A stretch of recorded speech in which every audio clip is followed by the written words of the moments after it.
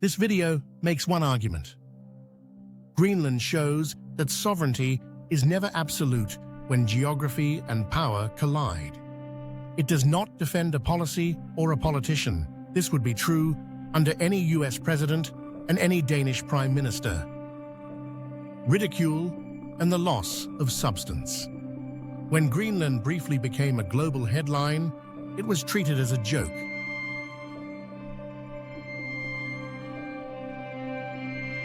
That reaction mattered. Once an issue is framed as ridiculous, it no longer needs to be examined. Tone replaces substance. Mockery replaces analysis. But ridicule didn't arise because the underlying issue was imaginary. It arose because the issue was raised badly. In modern politics, style often invalidates substance, even when the substance is real. Rejecting tone becomes a way to avoid the argument itself. And once the argument is dismissed, responsibility can be postponed.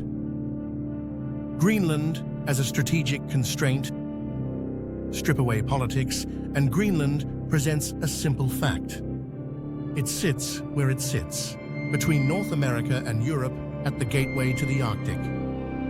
It anchors early warning systems, missile detection, and North Atlantic security. As Arctic ice retreats, access, transit, and military relevance increase. None of this depends on ideology. None of it depends on intention. Geography creates constraints. States don't opt out of them. They decide how seriously to take them. Sovereignty under pressure.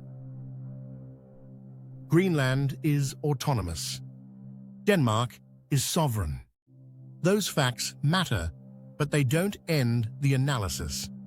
Sovereignty operates on multiple levels: legal, political, economic, and strategic.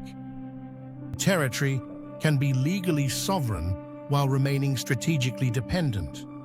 A state can hold authority without the capacity to enforce outcomes alone. As pressure increases, sovereignty doesn't disappear. It becomes conditional. That isn't a moral judgment. It's a structural reality repeated throughout history. Greenland exposes the gap between how sovereignty is described and how it actually functions under pressure. This wasn't a new idea. Greenland has reappeared in strategic thinking for over a century after the Alaska Purchase, during the Second World War, and throughout the Cold War. In the late 1940s, the United States formally offered to buy Greenland. Denmark refused, but the outcome wasn't disengagement. It was deeper defense cooperation and a long-term American security presence. When the same question resurfaces across eras and administrations, it usually isn't madness, it's pressure.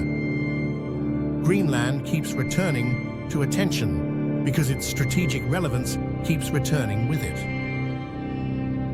Non-intervention is a choice.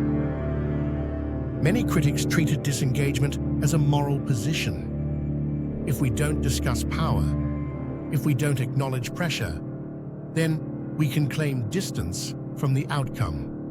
But non-intervention is not neutrality. It is a choice, one that allows others to shape events instead.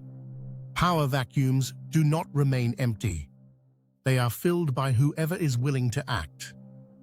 Avoidance doesn't make outcomes ethical, it makes them less deliberate.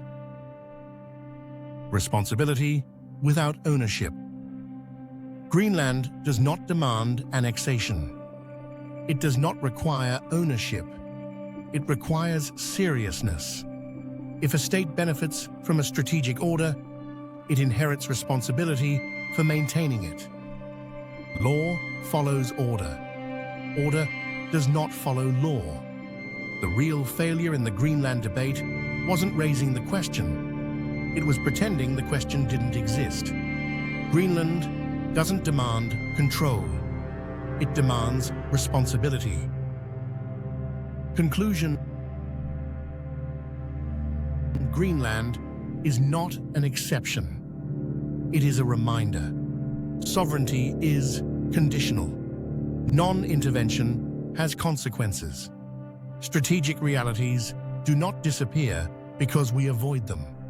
If modern political language can't handle Greenland, it may not be equipped to handle the world as it actually is.